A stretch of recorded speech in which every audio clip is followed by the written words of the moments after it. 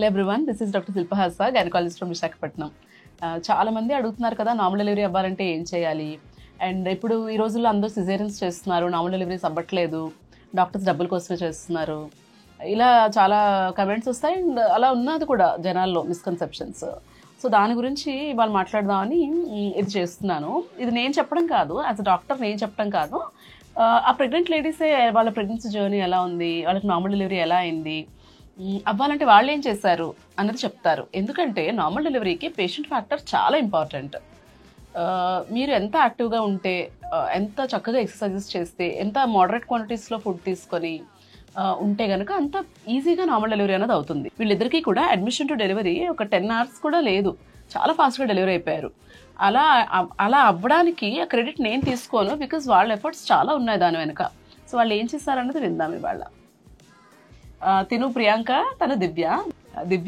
13th delivery అయింది. ఇవాళ 18th ఈ వీడియో చేస్తున్నాం, 18th January. నేను యాక్చువల్లీ ఊరు వెళ్దాం అనుకున్నాను దివ్య, ఆ రోజు మధ్యాహ్నం నేను వెళ్దాం అనుకున్నాను. దివ్య అప్పుడే పెయిన్స్తో వచ్చింది. ఫస్ట్ టైం ప్రెగ్నెంట్ కదా, ఎప్పుడు డెలివరీ అవుతుందో ఏంటో, నెక్స్ట్ డే మార్నింగ్ వెళ్దాం అని నేను ప్లాన్ చేసుకున్నాను. బట్ ఆఫ్టర్నూన్ 1:30కి వచ్చావు, చిన్న చిన్న పెయిన్స్తో వచ్చింది దివ్య.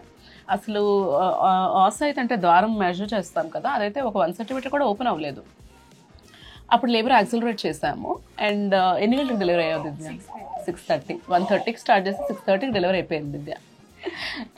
ప్రియాంక నిన్న డెలివరీ అయింది. 24 hours అయింది కరెక్ట్గా ప్రియాంక. 24 hours కూడా అంటే అడ్మిషన్కి ఇప్పటికీ 24 hours అయింది ప్రియాంక వచ్చి. నిన్న మధ్యాహ్నం 2 o'clockకి తన డ్యూ డేట్ దగ్గరికి వచ్చేసింది. ఇంకా పెయిన్స్ రాలేదు అని చెప్పి ప్రియాంకని అడ్మిట్ చేస్తాం. నిన్న మధ్యాహ్నం జైలు పెట్టాను. నిన్న నైట్ 12:30 కల్లా డెలివరీ అయిపోయింది. తనకు కూడా హార్డ్లీ 10 hours. ఇద్దరు కూడా ఫస్ట్ టైం ప్రెగ్నెంట్ లేడీస్. మీరు అది అర్థం చేసుకోండి. ఫస్ట్ టైం ప్రెగ్నెంట్ లేడీస్కి యూజువల్లీ 24 to 36 hours కూడా పడుతుంది, ఒక్కొక్కరికి 48 hours కూడా పడుతుంది లేబర్ అన్నది. బట్ సేమ్ డే, హాఫ్ డేలో వాళ్ళు ప్రోగ్రెస్ అయిపోయి చక్కగా నార్మల్ డెలివరీ అవడానికి రీజన్ ఏంటి? దివ్య ఎప్పటి నుంచి వస్తున్నారు దివ్య ఇక్కడ నా దగ్గరికి చెకప్కి? ఎన్నో మంత్ నుంచి ప్రెగ్నెన్సీ? ఎన్నో మంత్? 4th month నుంచి వస్తున్నారు. Okay. So how is your pregnancy journey? And మీ ఇల్లు కూడా దూరం కదా ఇక్కడికి, ఎన్ని కిలోమీటర్స్, ఎంత టైం పడుతుంది రావడానికి? 20 kilometers. సో వాళ్ళు తగ్గరపల్లి నుంచి మధురవాడ వచ్చేవాళ్ళు 45 minutes పడుతుంది. ఎందుకు ఇది చేస్తున్నానంటే, నిన్న ఒక లేడీ వచ్చారు. ఎప్పటికంటే తను పెళ్ళైనప్పటి నుంచి నా దగ్గరికి తీసుకొస్తూ ఉంటారు వాళ్ళ అత్తగారు. ఏ చిన్న ప్రాబ్లం వచ్చినా ఒక పాలిప్ ఉండింది, హిస్ట్రోస్కోపీ చేసి పాలిప్ రిమూవ్ చేశాను, చక్కగా కన్సీవ్ అయిపోయింది. మెడికేషన్స్ పెట్టాను, న్యాచురల్గా సెకండ్ సైకిల్లో కన్సీవ్ అయిపోయింది. ఆవిడ వచ్చిన అడిగిన ఫస్ట్ క్వశ్చన్ ఏంటంటే, మాది ఫస్ట్ ఫ్లోర్ మెట్లెక్కి వచ్చా. ఇలాగ అడిగితే అంటే మీరు బెడ్ రెస్ట్ అవసరమా? ఇలాంటివన్నీ మీరు 9 నెలలు రెస్ట్లో పెట్టేసి సడన్ గా నార్మల్ డెలివరీ అవ్వకపోతే డాక్టర్ డబ్బుల కోసం చేస్తున్నారు అనడం ఎంతవరకు కరెక్ట్? ఇది నా క్వశ్చన్. నిజంగా నా బాధ ఇది యాజ్ గైనకాలజిస్ట్. మీరు అర్థం చేసుకోగలరా నా బాధ? సో ఏం చెయ్యాలి కరెక్ట్గా? What did you do right? అంటే యాక్టివ్గా ఉండాలి, ఇంకా ఎక్సర్సైజెస్ అవి బాగా చేస్తే సరిపోద్ది. అంటే నేనైతే జాబ్ చేస్తూ వర్క్ ఫ్రమ్ హోమ్ చేశాను కాబట్టి ఇంకా యాక్టివ్గా ఉన్నాను. దాంతోపాటు 1 hour ఎక్సర్సైజ్ మార్నింగ్, ఈవినింగ్ ఒక 1 hour చేస్తే చాలు.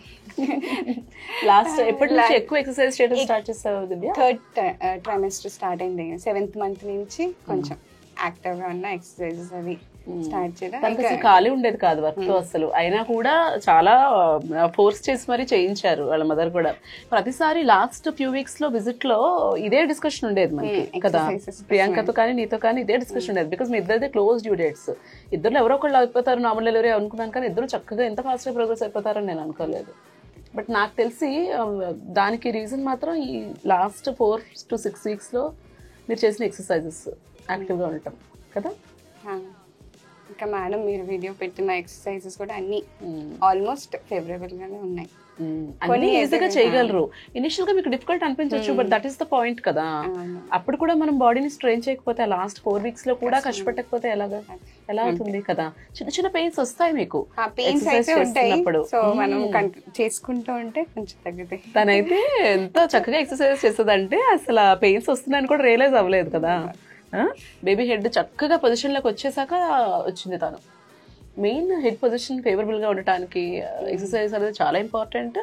అండ్ మీరు ఎక్కువ తినేసి, ఇద్దరు మనుషులకు సరిపడా తినేసి ఎక్కువ వెయిట్ గెయిన్ అయిపోయి మీరు ఒబీస్ అయిపోయి డెలివరీ నార్మల్ డెలివరీ అవ్వలేకుండా అయిపోవటము, అండ్ బేబీ బర్త్ వెయిట్ ఎక్కువ అయిపోవటము అవి అవాయిడ్ చేయాలి.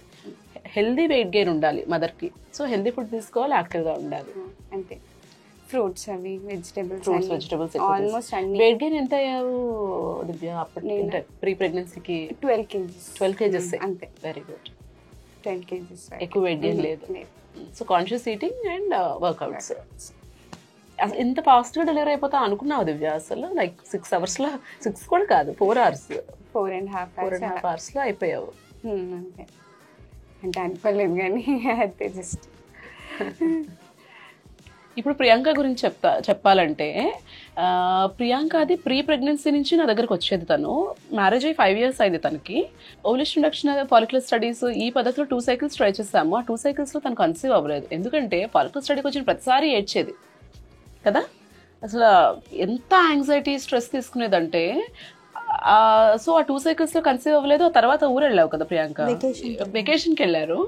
తిరిగి రావడమే ప్రెగ్నెన్సీ టెస్ట్ పాజిటివ్ అని చెప్పి వచ్చింది. సో అంత ఇంపార్టెంట్ మీరు స్ట్రెస్ ఫ్రీగా ఉండటం అన్నది. ఎంత మంచి ఛాన్సెస్ ఉన్నా కూడా మీ యాంగ్జైటీ అండ్ స్ట్రెస్ దాన్ని రూయిన్ చేసేస్తాయి.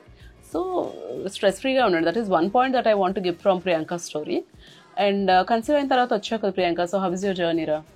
కన్సీవ్ అయ్యి ఫస్ట్ మంత్ నుంచి మేడం దగ్గరికి వచ్చాను. మేడం చాలా కోఆపరేటివ్గా చెప్పారు. 3rd month నాకు బెడ్ రెస్ట్ చెప్పారు.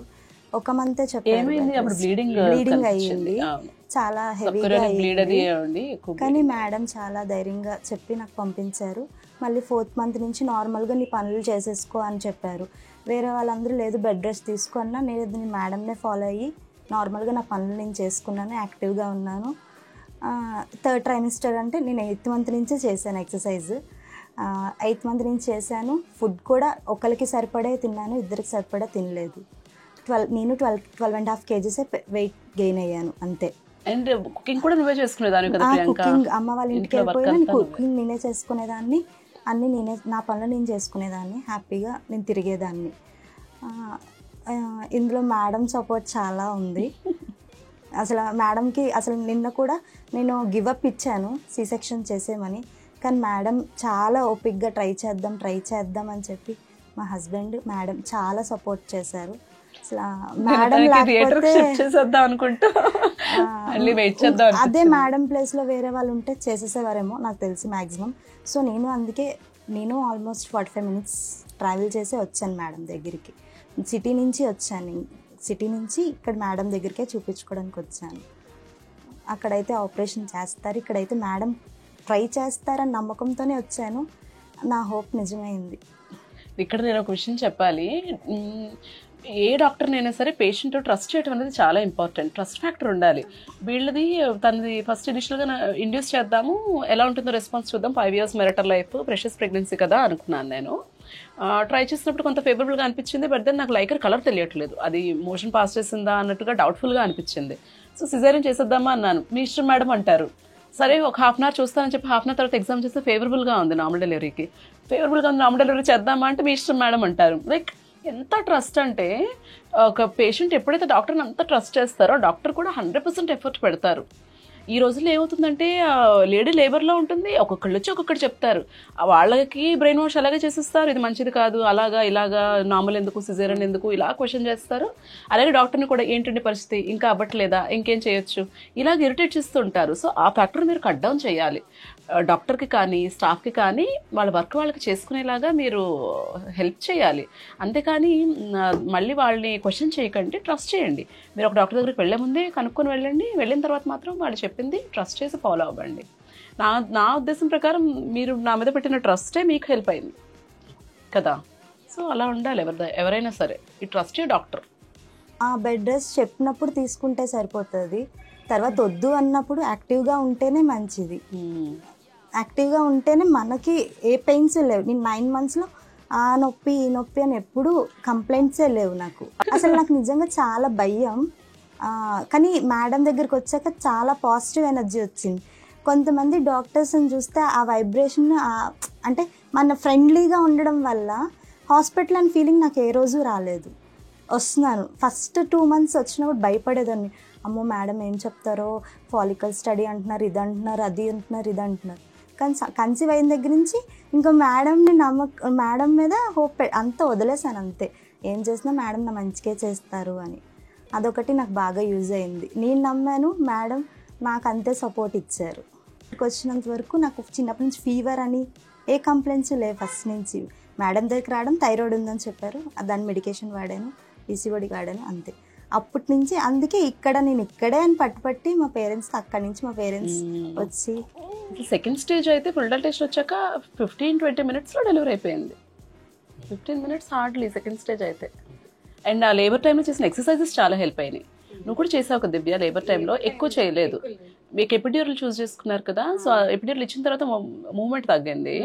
దీన్ని సెకండ్ స్టేజ్లో కూడా చేయించాం, అందుకే ఫాస్ట్గా అయిపోయింది. చాలా మంది మేము చేయలేమేమో అనుకుంటారు, లేబర్ పెయిన్స్ ఇవ్వలేనేమో, పెయిన్స్ టాలరేట్ చేయలేనేమో.